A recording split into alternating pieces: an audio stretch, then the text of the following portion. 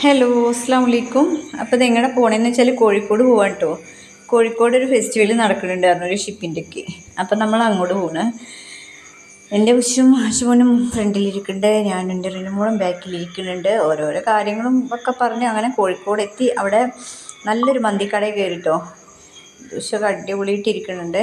അങ്ങനെ നമ്മൾ ഷവായി മന്തിയാണ് വാങ്ങിയത് കേട്ടോ. ഷവായി മന്തിയാണ് ഓർഡർ പറഞ്ഞത്. ഞാൻ എവിടെ പോയാലും എനിക്ക് ചായയാണ് ആവശ്യം. ചായ ഉണ്ടോയെന്നാണ് ആദ്യം ചോദിക്കുക.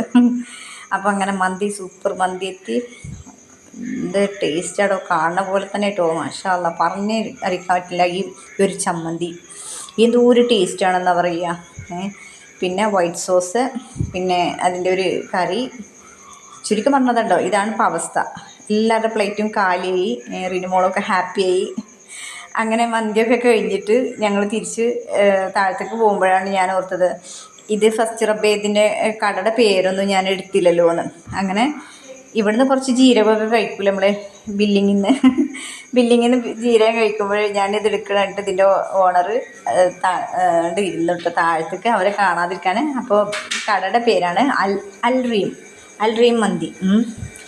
എന്തായാലും ശരി, കോഴിക്കോട് പോകണവർ ഇവിടെ വരിക, കഴിക്കുക, ആസ്വദിക്കുക, എൻജോയ് ചെയ്യുക. വേറെ ഒന്നും എനിക്ക് പറയാനില്ല. കാരണം അത്ര ടേസ്റ്റ് ഉണ്ട് കേട്ടോ. അതിൻ്റെ ഓരോ കാര്യങ്ങളും നല്ല ടേസ്റ്റ് ഉണ്ട്. അങ്ങനെ മന്തിയൊക്കെ കഴിച്ച് പല്ലിൻ്റെ ഇടയിലൊക്കെ കുത്തിയിട്ട് ആശുപത്രി ഇരിക്കണേ. അപ്പോൾ ഇനി ഷിപ്പിൻ്റെ അവിടേക്ക് എത്തിയിട്ട് ബാക്കി കാണാം. Okay, bye bye.